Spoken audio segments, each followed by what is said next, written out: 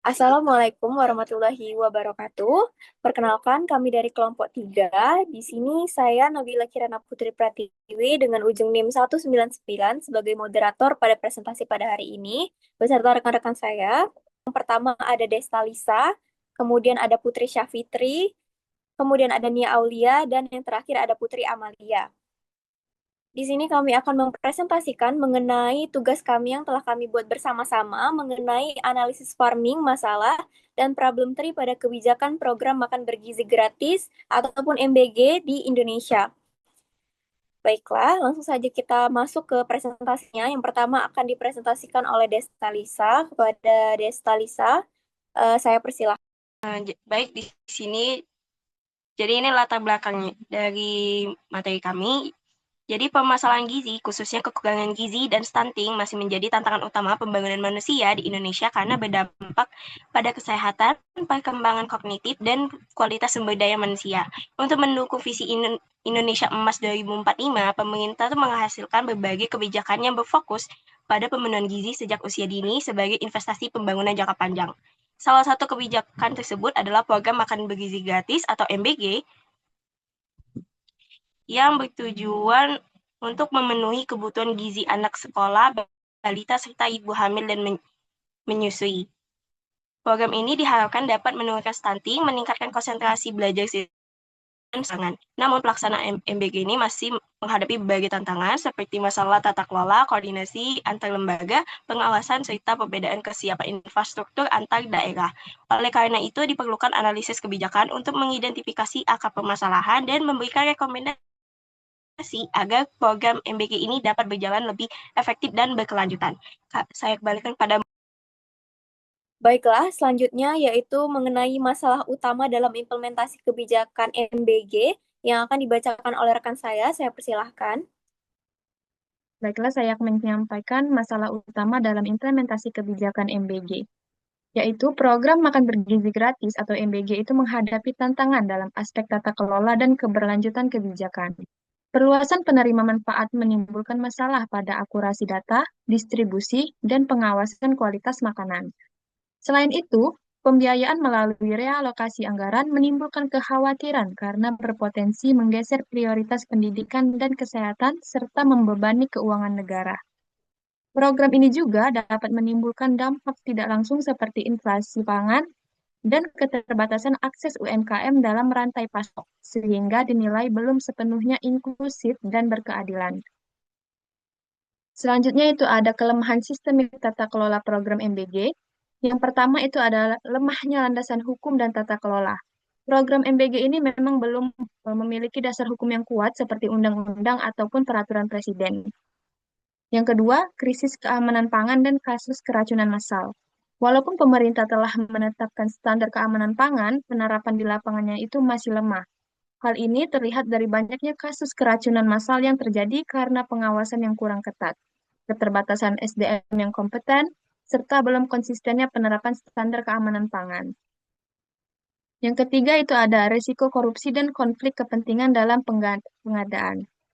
Nah, ini kurangnya transparansi dalam proses pengadaan mitra dan pengelolaan dapur MBG yang membuka peluang terjadinya praktik korupsi seperti markup anggaran dan kolusi. Yang keempat itu ada arsitektur kelembagaan yang termasuk sentralistik. Nah, pengelolaan program ini itu terlalu berpusat pada Badan Gizi Nasional yang membuat pengambilan keputusan itu tidak mempertimbangkan kondisi lokal. Yang kelima, ada beban dan distorsi pada anggaran negara. Pendanaan MBG berasal dari realokasi besar-besaran anggaran negara yang berpotensi mengganggu stabilitas fiskal. Lalu yang keenam, ada dampak negatif terhadap sektor pendidikan. Sebagian besar pendanaan MBG itu diambil dari anggaran pendidikan. Akibatnya, prioritas pembangunan pendidikan seperti perbaikan fasilitas sekolah, sertifikasi guru, dan program beasiswa itu menjadi kurang. Bahkan beberapa guru juga harus menangani urusan distribusi makanan yang bukan tugas utama mereka. Yang ketujuh itu ada kualitas gizi makanan yang tidak sesuai standar. Beberapa menu dalam program MBG itu dinilai tidak sepenuhnya sesuai dengan prinsip gizi seimbang. Misalnya, penggunaan makanan ultra proses seperti sosis, nugget, dan minuman bergula yang justru kurang sehat bagi anak-anak. Lalu yang kedelapan itu ada ketimpangan distribusi dan salah sasaran penerima. Program MBG ini memang belum sepenuhnya menjangkau daerah yang paling membutuhkan, seperti wilayah dengan tingkat kekurangan gizi yang tinggi. Selain itu, masih ditemukan kesalah sasaran penerima sehingga terjadi pemborosan anggaran. Yang kesembilan itu ada potensi ketergantungan dan melemahnya kemandirian masyarakat. Program yang hanya berfokus pada pemberian makanan berpotensi menciptakan ketergantungan masyarakat terhadap bantuan pemerintah. Hal ini dapat mengurangi kemampuan masyarakat untuk memenuhi kebutuhan gizi secara mandiri. Lalu yang terakhir itu ada dampak negatif terhadap ekonomi lokal dan UMKM. Pelaksanaan MBG yang menggunakan sistem catering terpusat dapat mengurangi peluang usaha bagi pelaku ekonomi lokal seperti warung, kantin sekolah, dan pedagang kecil makanan.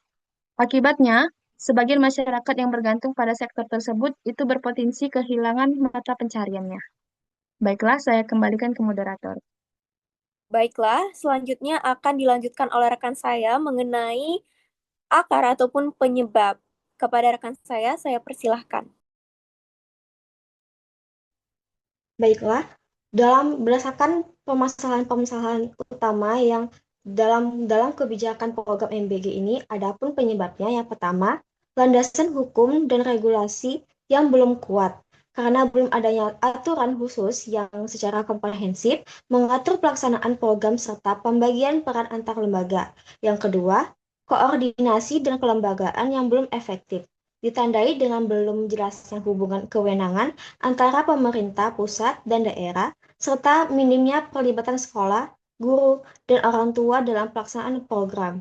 Yang ketiga, program pengawasan dan sistem keamanan pangan yang masih lemah akibat keterbatasan SDM pengawas, fasilitas pengujian pangan, serta monitoring dan evaluasi yang belum berjalan secara efektif.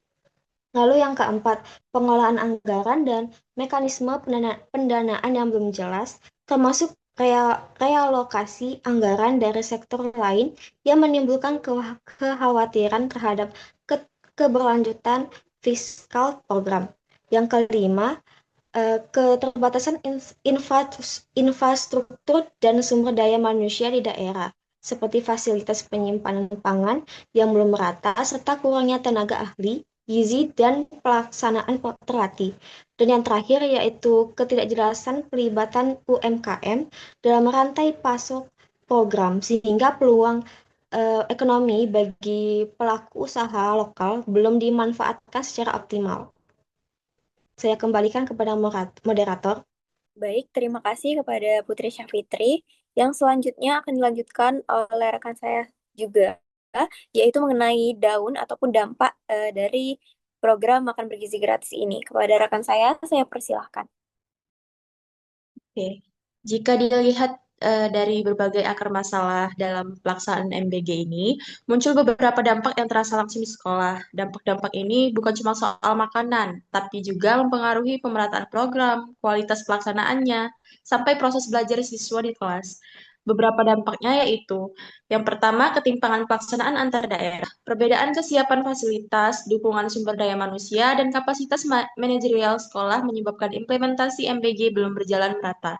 Sekolah dengan infrastruktur terbatas cenderung mengalami kendala operasional lebih besar dibanding sekolah yang sudah siap, sehingga manfaat program berpotensi tidak setara antar wilayah. Yang kedua, kualitas dan standar gizi yang belum konsisten. Perbedaan koordinasi dan pengawasan lintas sektor dalam pelaksanaan MBG menimbulkan variasi kualitas menu, distribusi, dan kontrol mutu di lapangan. Ketidakkonsistenan ini berpotensi membuat tujuan peningkatan status gizi tidak tercapai secara optimal. Yang ketiga, hambatan distribusi dan logistik. Distribusi makanan dalam MBG menghadapi tantangan logistik, terutama di daerah kepulauan dan wilayah 3T. Hambatan ini dapat menyebabkan keterlambatan, ketidaksesuaian jumlah, atau gangguan kontinuitas pemberian makanan sehingga efektivitas program menjadi terganggu. Yang keempat, dampak pendidikan yang belum konsisten. MBG menunjukkan potensi peningkatan minat belajar, tetapi dampak terhadap hasil akademik jangka panjang masih memerlukan evaluasi berkelanjutan. Tanpa sistem monitoring yang kuat, peningkatan kualitas pendidikan sebagai tujuan program belum sepenuhnya terverifikasi secara konsisten. Dan yang terakhir, yang kelima, beban administratif sekolah. Pelaksanaan MBG menambah tugas koordinasi, pelaporan, dan pengawasan bagi pihak sekolah. Tanpa dukungan teknis dan pembagian peran yang jelas, beban tambahan ini berpotensi mengganggu fokus sekolah terhadap kegiatan pembelajaran utama. Jadi, masalah dalam pelaksanaan MBG saling berhubungan dan bisa mempengaruhi keberhasilan program secara keseluruhan. Kalau tidak segera diperbaiki melalui aturan yang jelas, koordinasi yang rapi, dan pengawasan yang kuat, tujuan MBG untuk membantu gizi dan pendidikan anak bisa jadi tidak tercapai secara maksimal. Saya kembalikan ke moderator. Baiklah, kita sudah masuk pada tahap akhir dari presentasi kelompok kami, yaitu kami sekarang akan memaparkan mengenai kesimpulan dari program makan bergizi gratis, di mana program makan bergizi gratis adalah kebijakan strategis pemerintah untuk meningkatkan kualitas sumber daya manusia melalui pemenuhan gizi anak sekolah, balita, ibu hamil, sekaligus menurunkan angka stunting untuk menuju Indonesia Emas tahun 2045. Program ini diharapkan mendukung prestasi belajar siswa dan mendorong ekonomi lokal melalui keterlibatan sektor pangan dan pelaku usaha. Pelaksanaan MBG masih menghadapi tantangan pada tata kelola, koordinasi antar lembaga, pengawasan keamanan pangan, serta keterbatasan infrastruktur pada sumber daya manusia.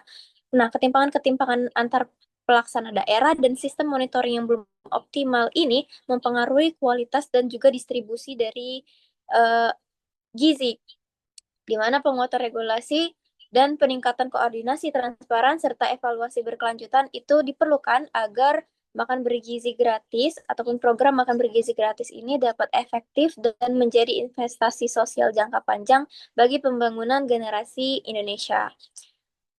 Baiklah, itulah tadi pemaparan ataupun presentasi dari kelompok 3.